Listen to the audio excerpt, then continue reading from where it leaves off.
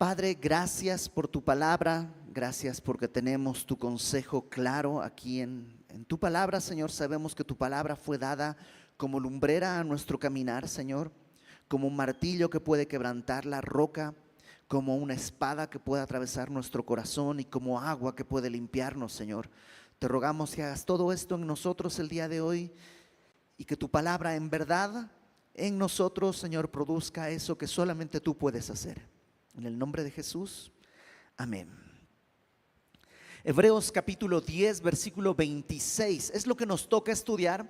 Y déjame leerte completamente del versículo 26 al versículo 31, que es lo que tenemos que ver el día de hoy, para que pues conozcamos exactamente qué es lo que vamos a estudiar. Hebreos 10, 26, dice: porque si pecaremos voluntariamente después de haber recibido el conocimiento de la verdad, ya no queda más sacrificio por los pecados, sino una horrenda expectación de juicio y de hervor de fuego que ha de devorar a los adversarios. El que viola la ley de Moisés por el testimonio de 2 o 3 testigos muere irremisiblemente.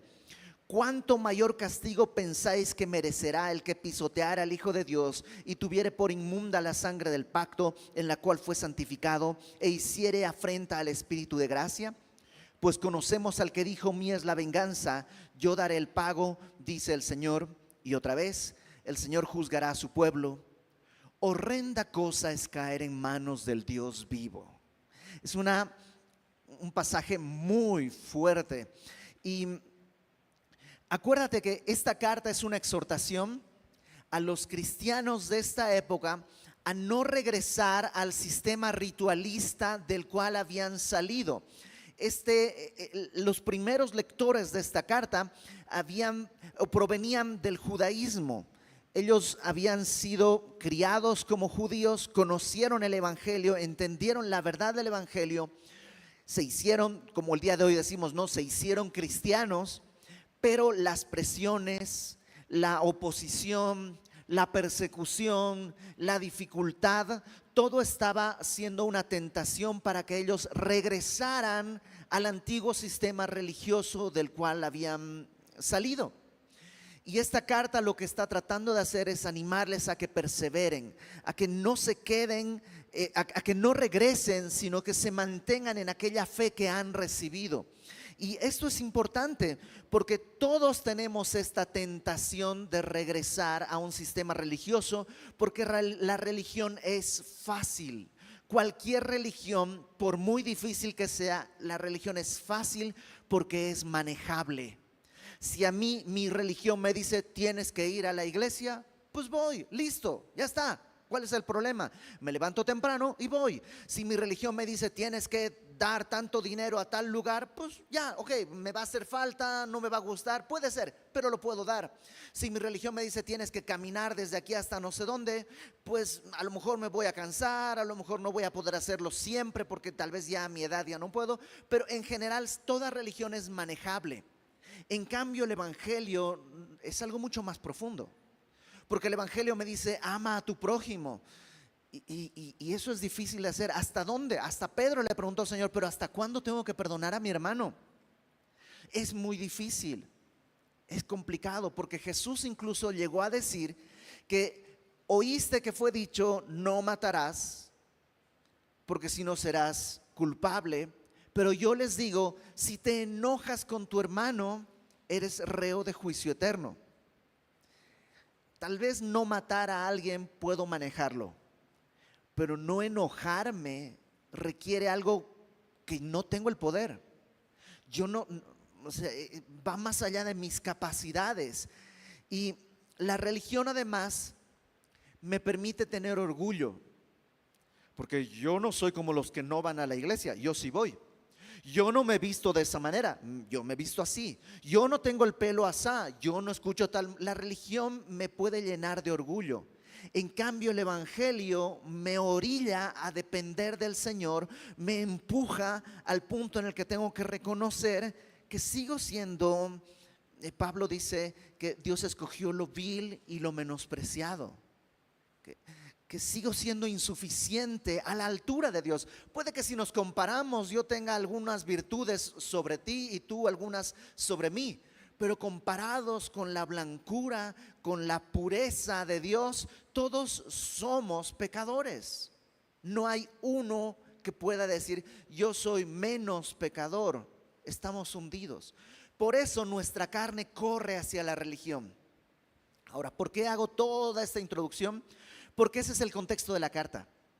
Déjame leerte el versículo 26. Si pecaremos voluntariamente después de haber recibido el conocimiento de la verdad, ya no queda más sacrificio por los pecados. Si tomas esa frase así suelta, pareciera que una vez que ya conociste el evangelio, otra vez, si una vez que ya te hiciste cristiano, si pecas, ya fuiste. Ya no hay más sacrificio por tu pecado, hasta ahí llegaste y se acabó la historia. Dice ahí, si pecaremos voluntariamente. Pregunta, ¿qué pecado no es voluntario? Todos los pecados son voluntarios. Nadie dice, perdóname, te envidié sin querer. O sea, todo pecado es voluntario. A veces es voluntario contra mi voluntad, ¿no? Porque yo no quería, pero al final sí lo hice. Todo pecado es voluntario. Entonces, todos los eruditos se debaten entre qué hacemos con este texto. Por un lado, hay unos que piensan que esto es una especie de paréntesis, que viene hablando a los cristianos, y en este paréntesis, que es lo que vimos al principio del 26 al 31, esto habla de los incrédulos. Pero sinceramente no tiene sentido, porque esta carta no está escrita a los incrédulos. Una y otra vez les habla a creyentes a que perseveren en la fe. No está hablándole a incrédulos que vengan a creer, sino a creyentes a que perseveren. No tiene sentido que haya este paréntesis. Entonces, ¿qué podemos hacer? Pues vamos a leerlo en el contexto de la carta. Y solo déjame hacer esta advertencia. Hay muchas explicaciones que tú puedes encontrar en internet, en prédicas, en libros, en comentarios. Lo que yo te voy a proponer el día de hoy es lo que yo alcanzo a entender. Y es lo que yo puedo entender y alcanzo a explicar, pero te tocará a ti orar, leer y estudiar para afirmarte en una postura. ¿Ok? Entonces, ¿qué es lo que yo creo? Que en el contexto de la carta, cuando dice si pecaremos voluntariamente, no está hablando de cualquier pecado. Porque ¿qué es lo que vino diciéndonos antes? ¿Te acuerdas lo que vimos la semana pasada? Que tenemos libertad para entrar al lugar santísimo, que tenemos un sumo sacerdote sobre la casa de Dios, y que teniendo estas dos cosas hay tres cosas que debemos hacer. Número uno, tenemos que acercarnos con corazón sincero. Número dos, tenemos que mantener firme sin fluctuar la esperanza que hemos recibido. Y número tres, tenemos que considerarnos unos a otros para estimularnos al amor y a las buenas obras, no dejando de congregarnos como algunos tienen por costumbre. Y dice después, porque si pecaremos voluntariamente. Por tanto, yo creo que este pecar voluntariamente habla de tener libertad para entrar al lugar santísimo y no entrar. Tener un gran sumo sacerdote sobre la casa de Dios y no ejercer la libertad de ir con nuestro sacerdote. No acercarte con corazón sincero, no mantener firme tu esperanza y no considerar a tus hermanos para exhortarse al amor y a las buenas obras.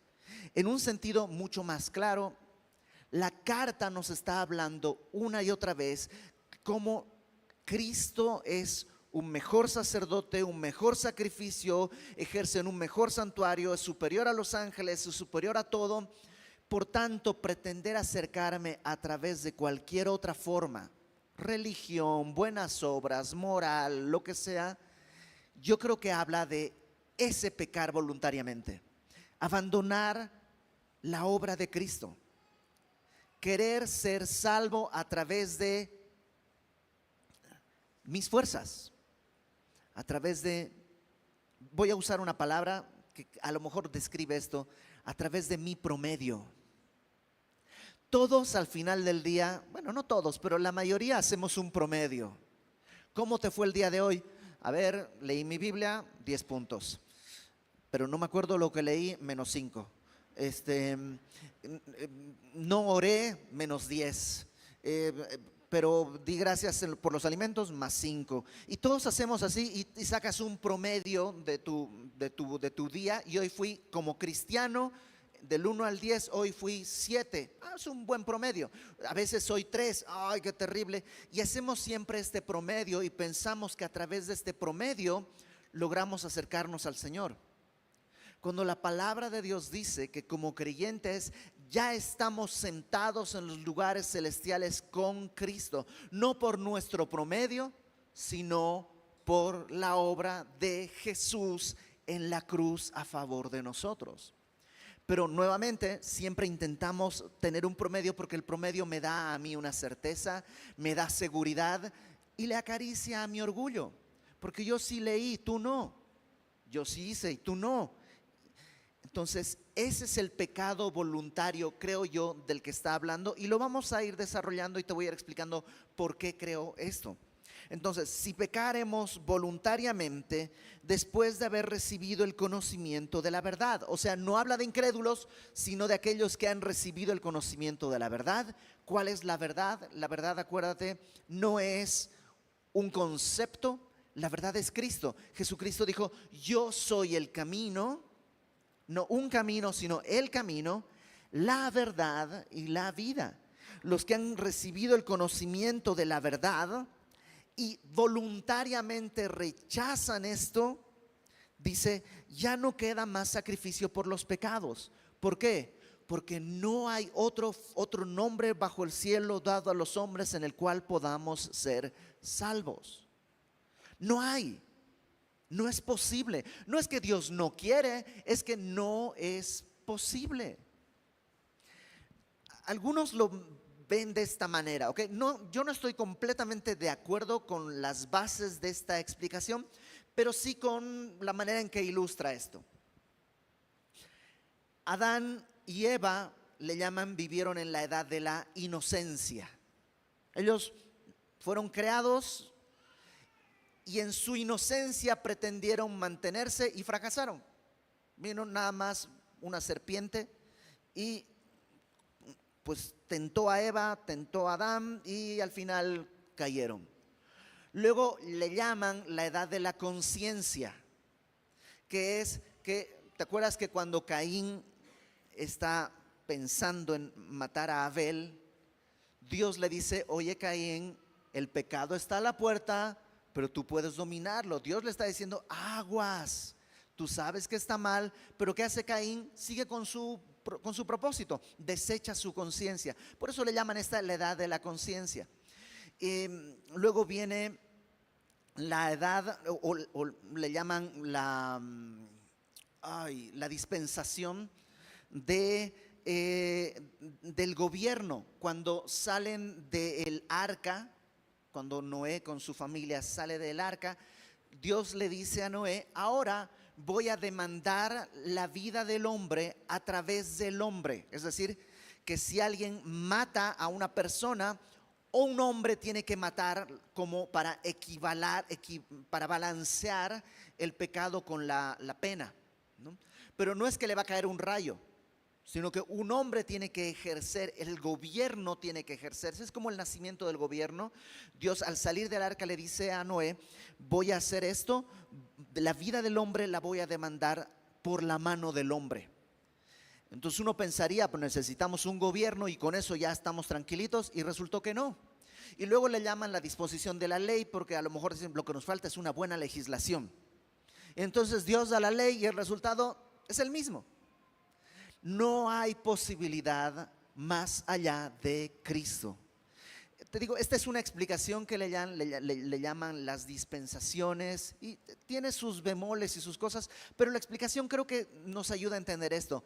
Sin Cristo no hay esperanza, ni con un buen gobierno, ni con buena conciencia, ni con inocencia, no hay manera de lidiar con nuestros pecados sino a través del sacrificio de Cristo. Y por eso, para ti y para mí, que ya conocemos la verdad, hemos recibido el conocimiento de la verdad, si desechamos la salvación solo a través de la fe en Cristo, no queda más sacrificio por los pecados. Y si no queda más sacrificio por los pecados, ¿qué queda? Dice, una horrenda expectación de juicio y hervor de fuego que ha de devorar a los adversarios.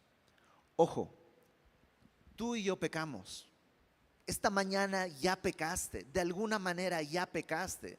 Estamos reunidos en la iglesia y de por sí ya estás pecando. Ay, no, ay, mira la hermanita cómo vino y el hermanito y se sienta, y fulanito ya se durmió y ya estás pecando, hablando mal, pensando mal. O sea, ya hay pecado, pero no somos adversarios de Dios.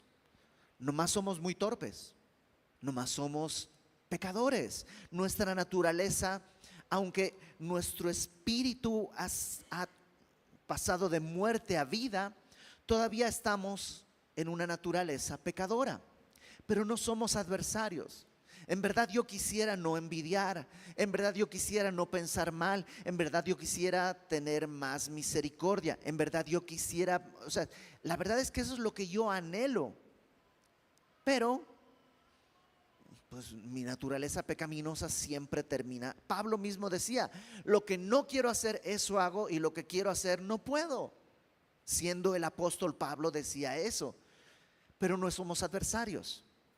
¿Quién es el adversario? Yo creo que con todo el contexto de lo que estamos viendo, el adversario es aquel que desecha la salvación a través de la obra de Cristo. Y ojo, no estoy hablando de gente inmoral. No estoy hablando de gente que tiene 3 esposas, de gente que vive en adulterio, de gente, no. Puede haber gente muy moral que no toma, no fuma, o sea, no baila pegadito, no escucha reggaetón, o sea, gente muy moralizada sin Cristo que sigue siendo adversario, porque no ha entendido la gracia de Dios. ¿Y cuál es la expectación para aquellos? Una horrenda expectación de juicio y de hervor de fuego que va a devorarlos. Ahora hay que hacer una diferencia. Una cosa es un incrédulo y otra cosa es un apóstata. Un incrédulo es aquel que nunca ha conocido el evangelio. Yo era un incrédulo hasta que alguien me predicó el evangelio. Un apóstata es aquel que, habiendo hecho una profesión de fe, habiendo estado dentro del cuerpo de Cristo, decide abandonar la gracia de Dios. Entonces, ¿la salvación se pierde? No, la salvación no se pierde, pero la puedes desechar si quieres. Cuando hablamos de que la salvación se pierde, hablamos de un descuido. Que yo quería ser salvo y algo me sedujo y perdí mi salvación porque yo sí quería ser salvo. No, no se pierde. Pero Dios en su gracia, en su bondad, si tú no quieres estar con Él, lo va a permitir. Lo va a aceptar. Entonces, dice David Guzik que incluso en el infierno habrá niveles. Es decir, no es lo mismo un incrédulo que fue al infierno a alguien que, habiendo conocido la gracia de Dios, decidió desecharla, porque no es que no entiende, no es que no conoce, es que decidió abandonar la gracia de Dios. Ahora, ¿por qué está esto acá? Porque creo que lamentablemente todos podríamos en algún momento tomar esa postura. Porque todos en nuestra naturaleza tenemos esta capacidad. Ok, ahora, verso 28. Antes de seguir, Marco, creo que apagaste uno de los aires, porque sentí que se encendió el infierno aquí. Ahí está. Verso 28. Lo que va a hacer acá es esta verdad que acaba de poner, que es una verdad muy fuerte, ahora la va a ejemplificar con algo del Antiguo Testamento, como lo ha hecho en toda la carta, que siempre toma verdades del Antiguo Testamento para contrastarlas. Verso 28 dice: el que viola la ley de Moisés por el testimonio de 2 o 3 testigos muere irremisiblemente. La ley de Dios, la ley de Moisés, contenía varias categorías de pecado. Algunas se resolvían presentando un sacrificio o haciendo alguna situación. Tenías que mantenerte fuera de la comunión por un tiempo. O sea, había varias cosas que hacer, pero había algunas penas que eran de muerte. Había algunos pecados que se tenían que castigar con la muerte. De entre los muchos que hay uno en particular que cumple estos requisitos. Número 1, que viola la ley de Moisés. Número 2, que requiere el testimonio de 2 o 3 testigos. Algunos otros no requerían eso, pero así que explícitamente dice, se requieren 2 o 3 testigos, y que es una pena de muerte. El único que hay en la ley es el que está en Deuteronomio 17. Acompáñame rápidamente a Deuteronomio 17. Deuteronomio 17, versículo 2 al 7. Dice: cuando se hallare en medio de ti, en alguna de tus ciudades que Jehová tu Dios te da, hombre o mujer que haya hecho mal ante los ojos de Jehová tu Dios, traspasando su pacto, que hubiere ido y servido a dioses ajenos, y se hubiere reclinado a ellos, ya sea al sol o a la luna o a todo ejército del cielo, lo cual yo he prohibido, y te fuere dado aviso, y después que oyeres y hubieres indagado bien, la cosa pareciere de verdad cierta que tal abominación ha sido hecha en Israel, entonces sacarás a las puertas al hombre o a la mujer que hubiere hecho esta mala cosa, sea hombre o mujer, y los apedrearás, y así morirán. Por dicho de 2 o 3 testigos morirá el que hubiere de morir, no morirá por el dicho de un solo testigo. La mano de los testigos caerá primero sobre él para matarlo, y después la mano de todo el pueblo, así quitarás el mal de en medio de ti. Entonces, ¿cuál es el pecado al que creo que se está refiriendo cuando habla de la ley de Moisés? Yo creo que es el de idolatría, el de abandonar al único Dios verdadero. Y si hacías eso, dice Hebreos 11:28, si haces eso, mueres irremisiblemente. Es una ofensa a Dios Padre. Verso 29, ¿cuánto mayor castigo pensáis que merecerá el que pisoteara al Hijo de Dios y tuviere por inmunda la sangre del pacto en la cual fue santificado, e hiciere afrenta al Espíritu de gracia?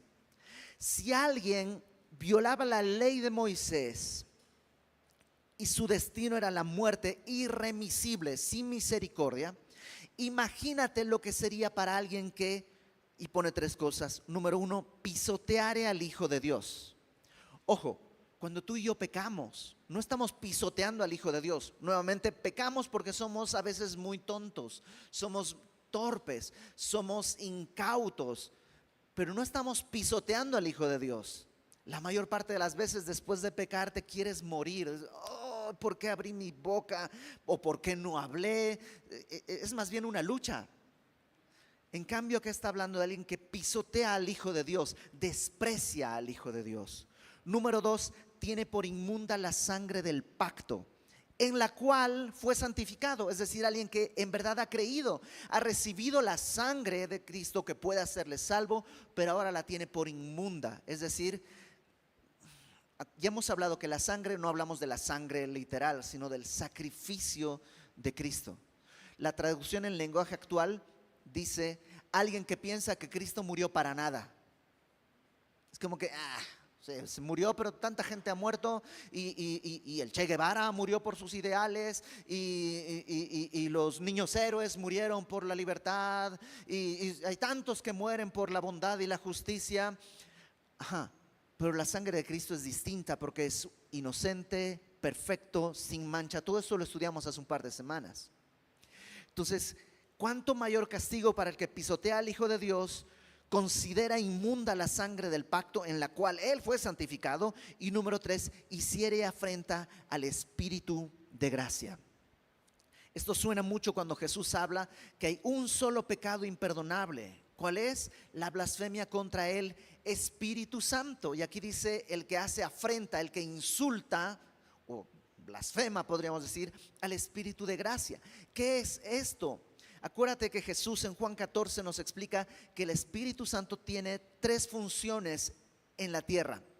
Convencernos de, número 1, de pecado, no de pecados en plural, sino de pecado, y ahí lo dice, de incredulidad, de juicio, de pecado, de juicio y de justicia.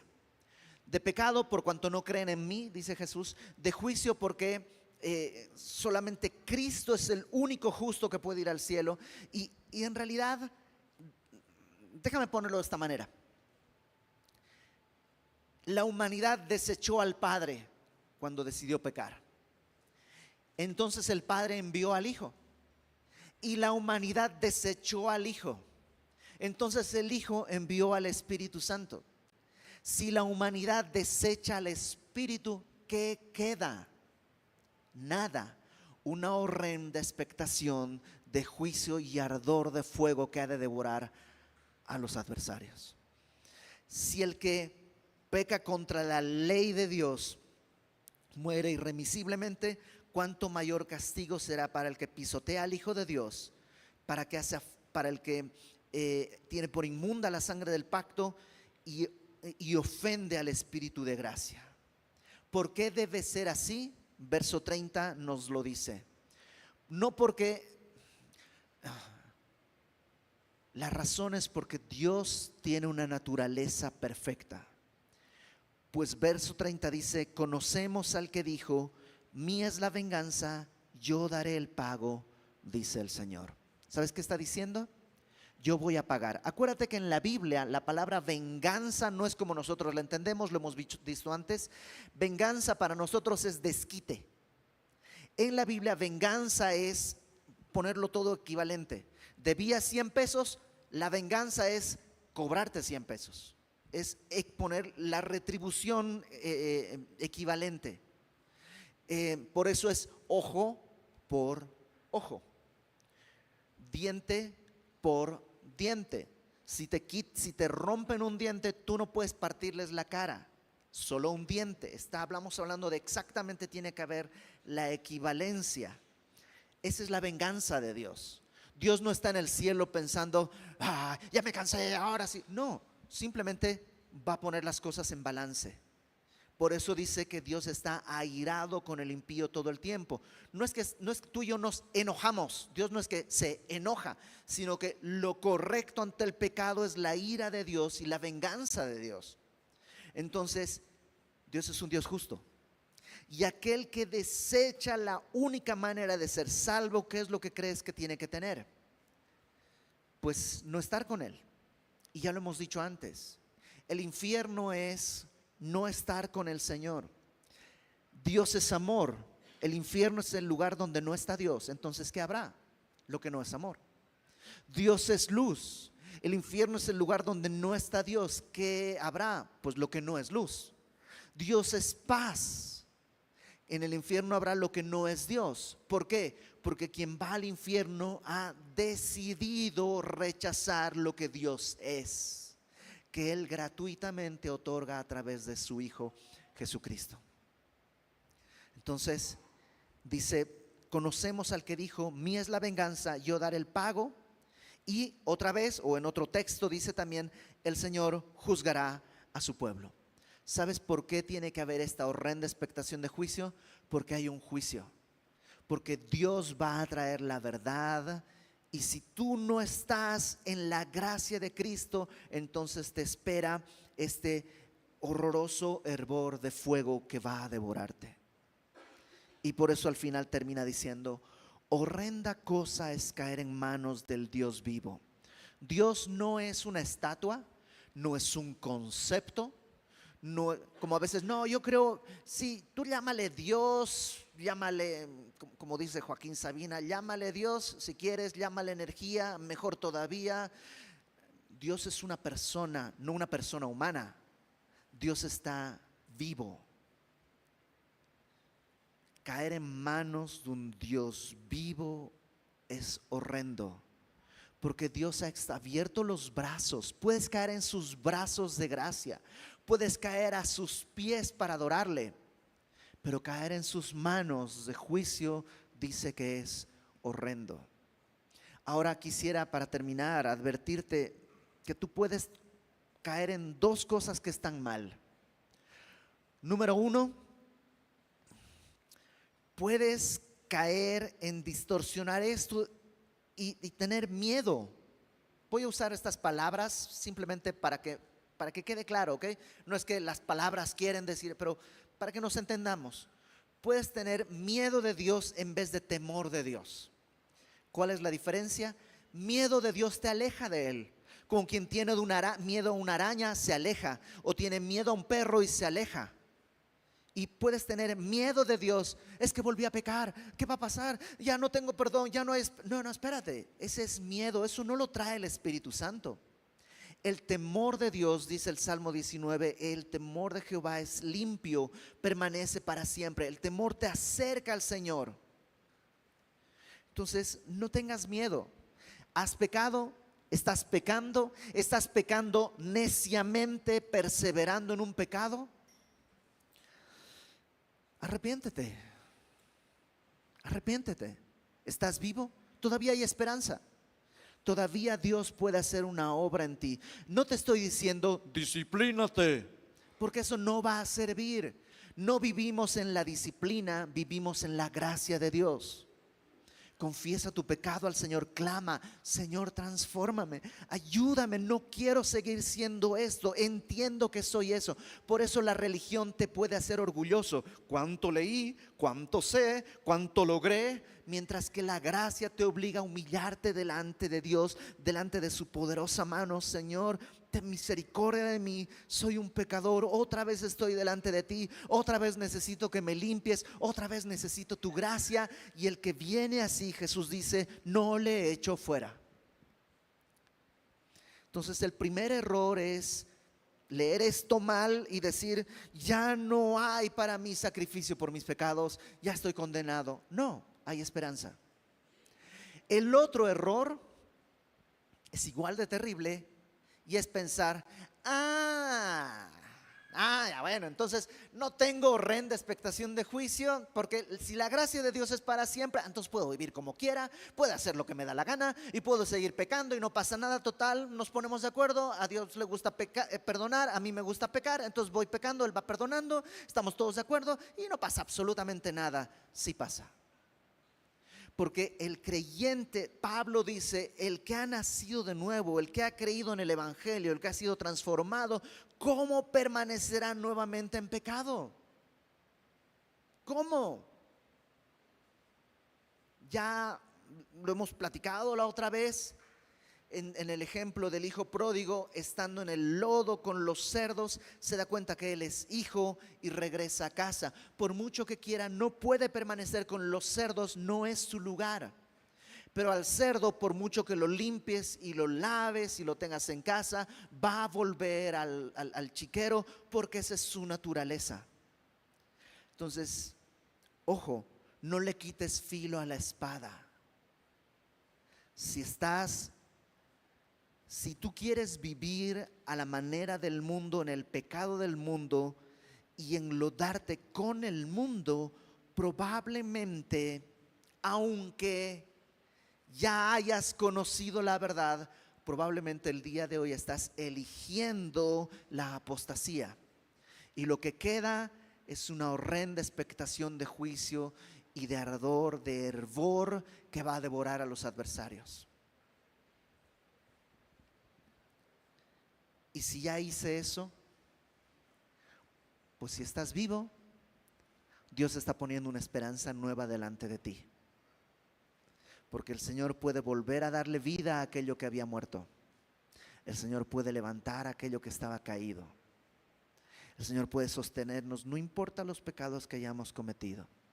Entonces no tomes esto de manera tan ligera, ni tampoco lo tomes de una manera tan terrible, porque es algo mucho más hermoso que eso. Considera que tienes un Dios que te ama y no quiere verte en el pecado tanto como tú, como padre, hoy es el día del padre, no quisieras ver a tus hijos caminando en un camino de destrucción. Entonces, ¿qué te parece si oramos? Y le pedimos al Señor que no caigamos en ninguno de estos dos extremos. Que el miedo no nos paralice para acercarnos, pero que tampoco vivamos esto como si fuera algo que no cuenta. Porque Dios sigue siendo fuego consumidor, sigue siendo santo y sigue siendo una horrenda cosa caer en manos del Dios vivo.